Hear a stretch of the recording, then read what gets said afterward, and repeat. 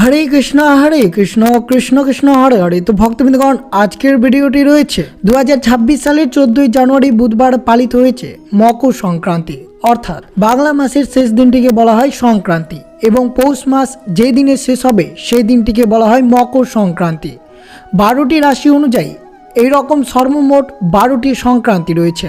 তার মধ্যে পৌষ সংক্রান্তি হচ্ছে বাঙালির সংস্কৃতিতে একটি বিশেষ উৎসবের দিন। বাংলা পৌষ মাসের শেষ দিনে এই উৎসব পালিত হয়। 2026 সালের 14ই জানুয়ারি মকর সংক্রান্তির সাথে পালিত হয়েছে বছরের প্রথম একাদশী ছড়তিলা একাদশী। যে একাদশীর দিন বিভিন্ন ভক্ত এই একাদশী ব্রত পালন করে ভগবান বিষ্ণু এবং মাতা দেবী সম্পদে লক্ষ্মীর পুজো আরাধনা করা হয়ে থাকে। বিশেষ করে আপনারা মকর সংক্রান্তিতে যদি আপনারা বাড়িতে তুলসী গাছ থেকে থাকলে তাহলে অবশ্যই এই নিয়মগুলো যদি মানতে পারেন তাহলে সংসারে সুখ সমৃদ্ধিতে ভরে আসবে। তা অবশ্যই শ্রবণ করবে। মকর সংক্রান্তির দিন বাড়িতে অবশ্যই তুলসী গাছ থেকে থাকলে তাহলে অবশ্যই বাড়িতে এই 5টি কাজ, সর্বশ্রেষ্ঠ কাজ অবশ্যই আপনার পরিবারে অবশ্যই একবার হলেও করবেন। এর ফলে পরিবারে সুখ সমৃদ্ধি ভরে থাকবে, পরিবারের সৌভাগ্য সফলতা এবং আর্থিক উন্নতিতে ভরে উঠবে।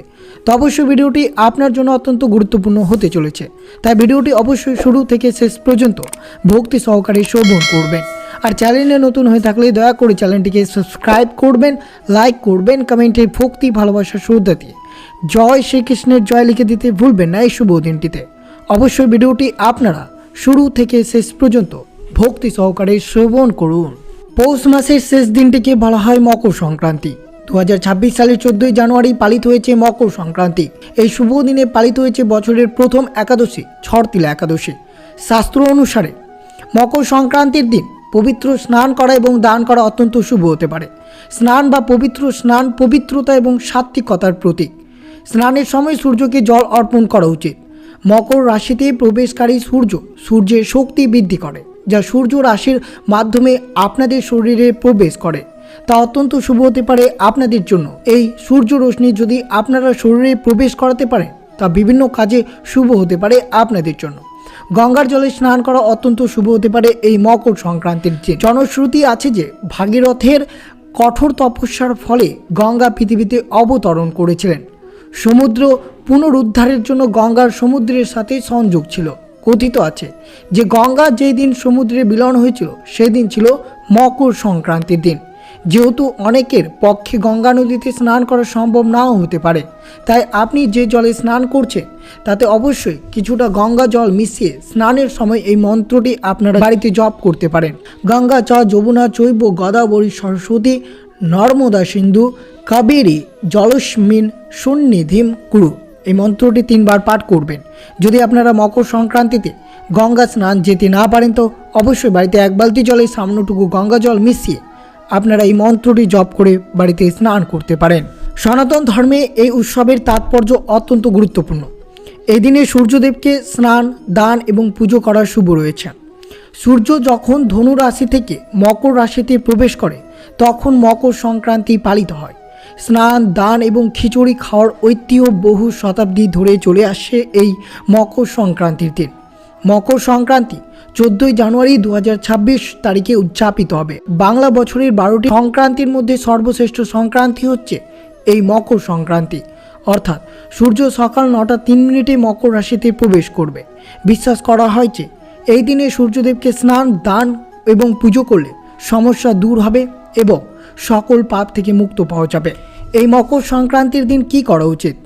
পবিত্র নদীতে স্নান করবেন। যদি পবিত্র নদীতে স্নান না করেন বাড়িতে স্নান করবেন। 1 বালতি জলে সামান্যটুকু গঙ্গা জল মিশিয়ে আপনাদের সাথে যে মন্ত্রটি উচ্চারণ করানো হলো সেই মন্ত্রটি জপ করে স্নান করবেন। স্নানের পর সূর্য দেবতাকে জল উৎসর্গ করবেন, তার পুজো করবেন। খিচুড়ি, বাদাম, দই, তিলের নাড়ু, গরম কাপড় বা টাকা গরিব অভাবীদের দান করবেন আপনাদের সামর্থ্য অনুযায়ী। এদিন ধর্মীয় কর্মকাণ্ডের সময় কাটাবেন, ব্রহ্মচর্য পালন করবেন। সূর্য দেবতাদের আশীর্বাদ পেতে অবশ্যই ওম সূর্যায় নমঃ মন্ত্রটি জপ করবেন 11 বার।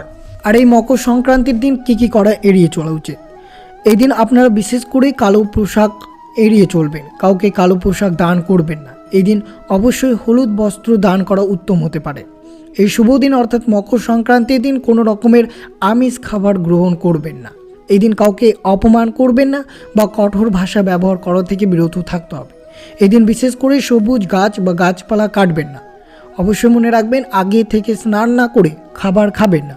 এই মকর সংক্রান্তির দিন বাড়ির প্রত্যেক সদস্যদের অবশ্যই বাড়িতে বা পবিত্র নদীতে স্নান করবেন, তবেই আপনারা যে কোনো খাবার গ্রহণ করবেন। আপনারা অবশ্যই বাড়িতে আলপনা দিতে পারলে খুবই ভালো হয়। এই মকর সংক্রান্তিতে পুরো বাড়ির প্রতিটি ঘরে না পালেও আপনার রান্নাঘর এবং ঠাকুর ঘরে আলপনা দিন। তাতে দেখবেন আপনার সারা জীবন সুখ সমৃদ্ধি এবং শান্তিতে ভরে আসবে। এই মকর সংক্রান্তির দিন বাড়ির কেউ যাতে দূরে কোথাও যাত্রা না করে, কারণ এই দিন বাড়ির মানুষের দূরে যাত্রা করাটা অশুভ বলেই মনে করা হয়। সবাই একসঙ্গে মিলিত হয়ে উৎসবের আনন্দ উপভোগ করুন এবং বজায় থাকবে বাড়ির সুখ ও শান্তি। শাস্ত্রমতে মকর সংক্রান্তির দিন নিজের ক্রোধ বর্জন করা ভালো, কারণ এই পবিত্র দিনে অনেকেই শুভ কাজের সূচনা হয়। তাই এই দিনে রাগ, হিংসা, খারাপ বাক্য ব্যবহার করবেন না। বিশেষ করে খেয়াল রাখবেন এই দিন যাতে আপনার কথায় কেউ আঘাত না পায়। আঘাত পেলে আপনার ক্ষতি হওয়ার সম্ভাবনা রয়েছে। অবশ্যই মকর সংক্রান্তির দিন সূর্যদেবের পুজো অবশ্যই করবেন। শাস্ত্রমতে এদিন সকালে উঠে স্নান করে ঘরে আলপনা দিয়ে সূর্যদেবের পুজো করলে ঘরে রোগ মুক্ত ঘটে এবং আপনাদের পরিবারে সুখ সমৃদ্ধি বজায় থাকে। বিশ্বকর্মা পুজোর মতোই মকর সংক্রান্তির দিন এক বিশেষ আকর্ষণ হলো ঘুড়ি ওড়ানো। এদিন বাড়ির বাচ্চা থেকে বড়রা সকলেই মিলে ঘুড়ি ওড়াতে থাকেন। শাস্ত্রমতে সকাল সকাল ঘুড়ি ওড়ানোর মাধ্যমে সূর্যের আলোয় শরীর লাগলে তা শরীরের জন্য ভালো। তাই এই উৎসবের দিনে সূর্যের আলোয় শরীর ও মন সুস্থ এবং সতেজ রাখতে ঘুড়ি ওড়ানোর প্রচলন রয়েছে এবং আপনাদের স্বাস্থ্যের জন্য খুবই শুভ হতে পারে। শাস্ত্রমতে মকর সংক্রান্তির দিন পূর্ণ লগ্নে শাহী স্নান করলে জীবনের সমস্ত অমঙ্গল দূর হয়। তাই সময় ও তারিখ দেখে আপনারা অবশ্যই এই মকর সংক্রান্তির দিন শাহী স্নানটি অবশ্যই করবেন। এবার অবশ্যই শ্রবণ করুন, এই মকর সংক্রান্তির দিন পরিবারের সুখ সমৃদ্ধি বজায় রাখতে বা ভরে রাখতে চাইলে আপনারা তুলসী তলায় কী কী কাজ করবেন এই মকর সংক্রান্তির দিন, অর্থাৎ 2026 সালের 14 জানুয়ারি বুধবার ছড়তিলা একাদশীর দিন তুলসী তলায় এই কাজটি আপনারা অবশ্যই সুখ সমৃদ্ধি বজায় রাখতে একবার হলেও করুন। মকর সংক্রান্তির দিন তুলসী তলায় সকালবেলা কী কী করবেন? প্রথমত অবশ্যই সূর্যদেবকে জল নিবেদন করবেন। তিল মিশিয়ে সূর্যদেবকে আপনারা এই শুভ দিনে জল অর্পণ করবেন এবং তুলসী দেবীর সামনে ঘিয়ের প্রদীপ জ্বালাবেন। লাল ফুল মিষ্টি নৈবেদ্য দিয়ে তুলসী মন্ত্র জপ করে এই দিনে অবশ্যই আপনারা পুজো করবেন। দিনের বেলা কি করবেন? তুলসী তলায় তিল ও গুড় দিয়ে তৈরি খাবার শ্রীমতী তুলসী দেবীকে নিবেদন করবেন। মন্দিরে তুলসী গাছে অবশ্যই দান করবেন। দুঃস্থদের তিল গুড় দান করা অত্যন্ত শুভ হতে পারে। এই বিশেষ দিনে অবশ্যই তুলসী তলায় ঘিয়ের প্রদীপ প্রজ্বলন করবেন। এই শুভ দিনে তুলসী পাতার জল যদি আপনার পরিবারে ছেটাতে পারেন তা অত্যন্ত শুভ হতে পারে। এই শুভ দিনে তুলসী তলার মাটি সবারই কপালে তিলক হিসেবে অবশ্যই লাগাবেন, তা অত্যন্ত শুভ হতে পারে আপনাদের জন্য।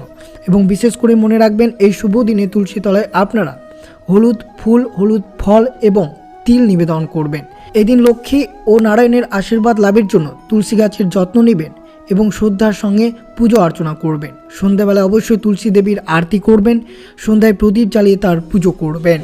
বিশেষ করে এই মকর সংক্রান্তির দিন তুলসী গাছের তলায় আশেপাশে যদি ময়লা বা আবর্জনা থেকে থাকে তা অবশ্যই পরিষ্কার করবেন। সূর্যাস্তের পর তুলসী পাতা তুলবেন না। তুলসী দেবীর মন্ত্রটি অবশ্যই জপ করবেন এই শুভ দিনে 3 বার। তুলসী স্তোত্র মন্ত্র হচ্ছে মহাপ্রসাদ জননী সর্ব সৌভাগ্য বর্ধিনী আদি ব্যাধি হরা নিত্যং তুলসী তং নমস্তুতে। এই মন্ত্রটি আপনাকে অবশ্যই 3 বার পাঠ করতে হবে এই শুভ দিনে। এই মকর সংক্রান্তিতে তুলসী পুজোর বিশেষ মাহাত্ম রয়েছে। মকর সংক্রান্তির দিন তুলসী গাছের পুজো করলে লক্ষ্মী নারায়ণের আশীর্বাদ পাওয়া যায়। যে বাড়িতে তুলসী গাছ না থেকে থাকে তাহলে অবশ্যই মকর সংক্রান্তির দিন তুলসী গাছ রোপণ করতে পারেন। কিন্তু মনে রাখবেন এই মকর সংক্রান্তির দিন পালিত হয়েছে ছড়তিলা একাদশী, তাই অবশ্যই বিশেষ করে মনে রাখতে হবে তুলসী তলায় জল দেওয়া যাবে না এবং তুলসী গাছের পাতা বা গাছ স্পর্শ করা যাবে না, নইলে আপনার পরিবারে অমঙ্গল লেগেই থাকবে। এর দ্বারা ইতিবাচক শক্তির প্রভাব বাড়ে। আপনারা প্রতিদিন অবশ্যই তুলসী পুজো জল নিবেদন করবেন, তা ব্যক্তির মৃত্যুর পর স্বর্গ লাভ করতে পারেন। কিন্তু অবশ্যই একাদশী চলমান তুলসী তলায় জল অর্পণ করবেন না। আর এই মকর সংক্রান্তির দিন রয়েছে ছড়তিলা একাদশী, তা অবশ্যই আপনারা এই বিশেষ করে এই নিয়মটি আপনাদেরকে পালন করে রাখতে হবে এই মকর সংক্রান্তির দিন। তো অবশ্যই সব কিছু আপনাদের সাথে বিস্তারিতভাবে আলোচনা করা হলো যে পরিবারের সুখ সমৃদ্ধি ভরে রাখার জন্য মকর সংক্রান্তির দিন তুলসী তলায় কী কী করবেন। তো এই ছিল ভিডিওটি ভালো লাগলে অবশ্যই চ্যানেলটিকে সাবস্ক্রাইব করবেন, লাইক করবেন, কমেন্টে ভক্তি ভালোবাসা শ্রদ্ধা দিয়ে জয় শ্রীকৃষ্ণের জয় লিখে দিতে ভুলবেন না এবং ভিডিওটি আপনার আত্মীয় ভক্ত বা বন্ধুদের সাথে অবশ্যই শেয়ার করবেন। সুস্থ থাকবেন, সতর্ক থাকবেন। জয় শ্রীকৃষ্ণ। রাধে রাধে।